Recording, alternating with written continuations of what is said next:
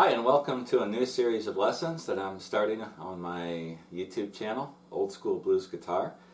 And in this new series, we are going to break down some of the classic solos from blues songs from the 1950s, 60s mostly, but also maybe from the 40s, 70s, something in between. And I'm just kind of going through and picking out the solos that I learned as I was learning to play blues guitar that I really liked and that really inspired me. And try to find solos with interesting or unique parts to them or ideas in them that you can take the ideas and apply to your own playing. Or if you're one of those people that just likes to be able to play the solos on the old records and know what they're doing, this will hopefully help you out. We're going to start out the first lesson here with one of my favorite songs. It's called Tip On In by Slim Harpo. I'm not sure who the guitar player is. I'll look this up and post it on the information section of this video. But the solo is really cool, and he plays it in the key of E, and he plays it in a different area of the guitar than you might be used to playing blues guitar. And to show you what I mean, a lot of blues songs, if we're playing in E, they're going to play the guitar in the first position bar chord, or over the first position bar chord, which is what they call the first position blues box. So you hear stuff like this. B.B. King, other guys spend a lot of time in that box. But for this song, he's going to play in this scale, which is below that first position E chord. It goes like this.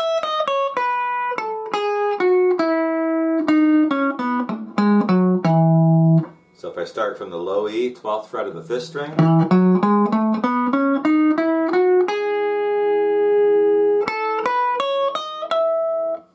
and mostly he's going to be playing some bends in there that are pretty easy to play.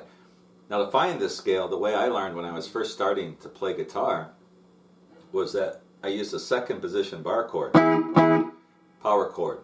And then if I slide my first finger, boom, boom, to the 9th fret, and then I bar mostly the 2nd, 3rd, and 4th strings, then I can do a lot of playing between the 9th and 11th frets if I'm playing in the key of E. So like this.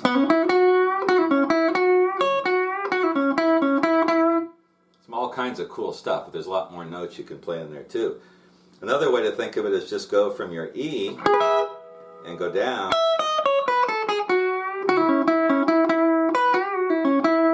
It's kind of a country scale, country rock scale type thing, but that's where he's playing. He also does some playing in a bass scale. If you have that same power chord, second position, you've got some bass notes you can play.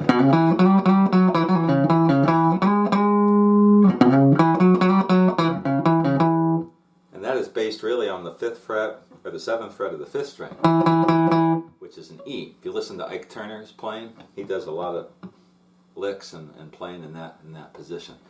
So let me show you the solo all the way through, and then we'll break it down. It's really pretty simple, just a lot of single string picking, some bends, nothing fancy, but it's really neat.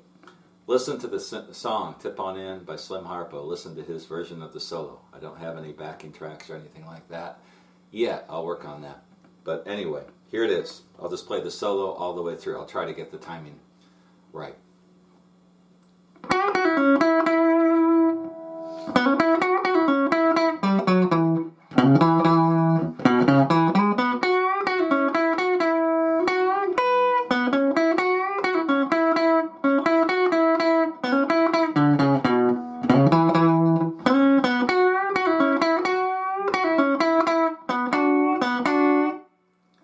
And that's about where he ends up and goes back into the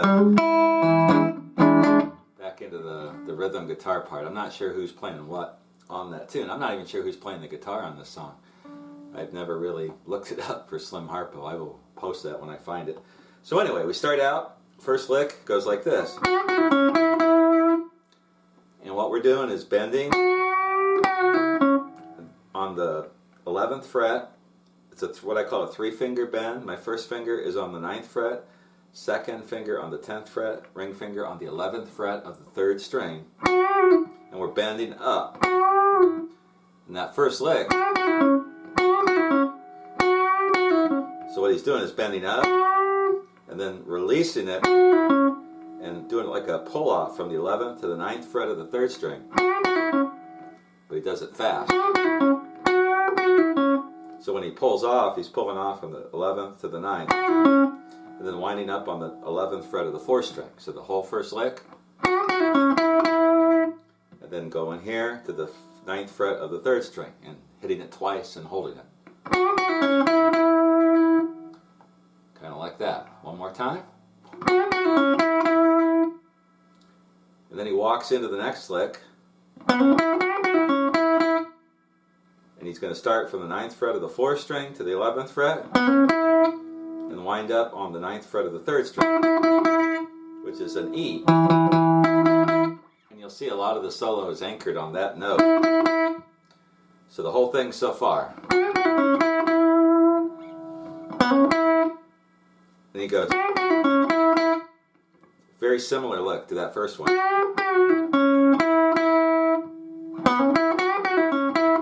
There's the whole thing with that bass from the 9th to the 11th on the 4th string. It's a hammer-on from the 9th to the 11th. So the whole thing so far. He does this bass walk, walking down from the 10th to the 9th to the 7th fret on the 5th string, which leads us into that Ike Turner like bass scale thing that we're going to use here in just a minute. So far.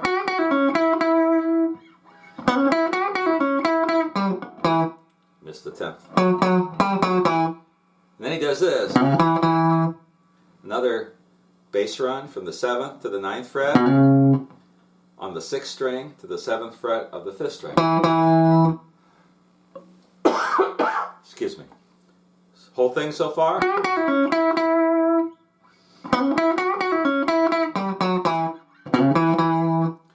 And then he does this real cool run where he's going from the 7th to the 9th on the 6th string to the 7th on the 5th string. This sounds like he's sliding from the 9th to the 11th on the 5th string, and then winding up on the 9th fret of the 4th string. So that whole thing, something like that. And so let's take it from the bass walk. Whoops.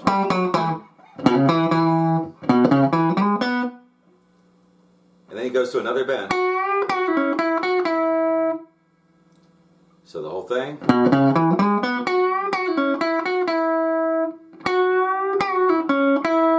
This time he's going from the 9th fret to the 11th and back to the 9th on the 3rd string. Like that. So the whole thing.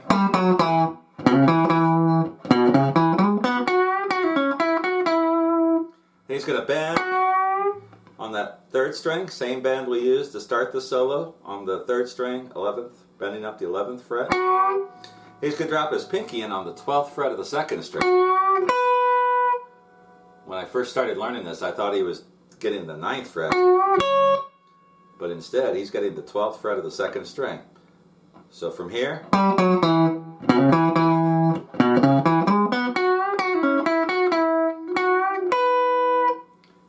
then he's going to walk.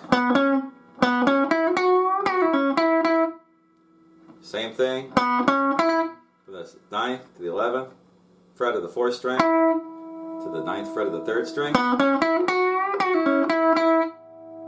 And then he does this, where he's just kind of straight picking it from the 11th fret of the 4th string, 9th fret of the 3rd string,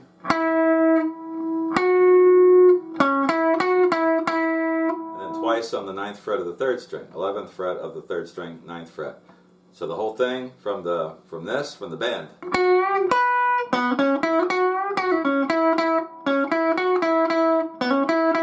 And he does another one of those walks on the 4th string, 9th, 11th, to that same E note at the 9th fret of the 3rd string. So let's take the whole solo so far, what we've got.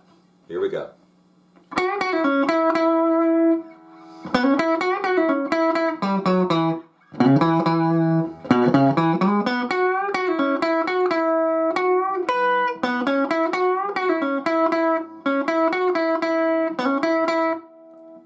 And then he does the walk on the same walk he did before, but moves it over to the 6th string. walks on the bass notes, walking down from the 10th, 9th, 7th frets. And then he winds up again doing that same lick from the 9th fret or 7th fret to the 9th fret on the 6th string to the 7th fret on the 5th string. So let's take it from the bend again.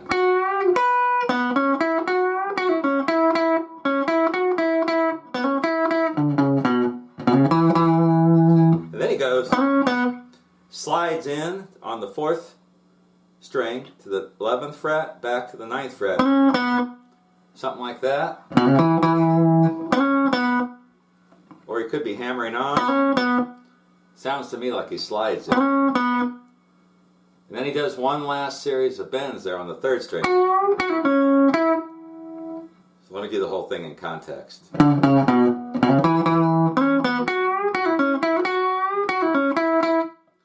So he does this.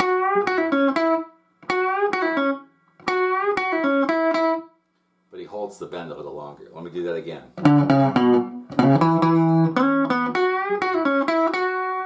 Right there, holds that.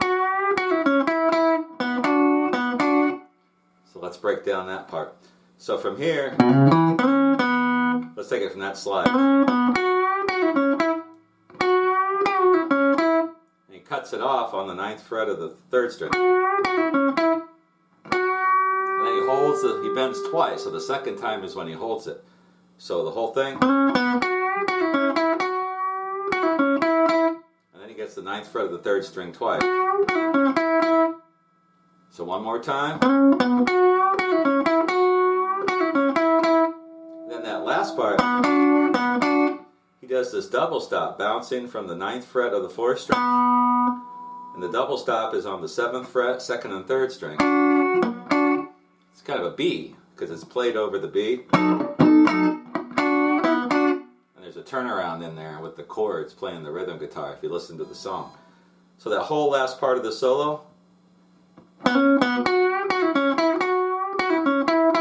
Whoops, I gotta hold the bend. Can't forget to hold the bend.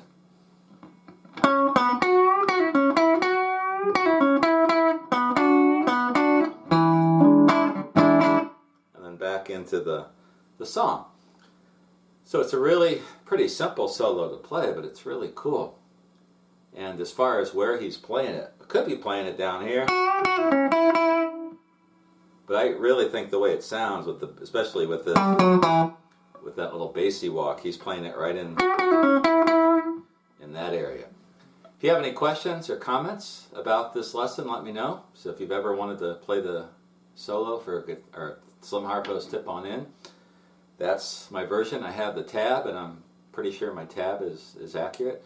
If you find any mistakes or notice anything, let me know, and I'll fix it. If you have any requests for future solos, if it's something I know or can learn, I can add it to my list. I've got a bunch planned out. I hope you enjoyed this new series of lessons, and let me know what you think with some comments, feedback, and I appreciate it. And I'll see you again soon with another lesson.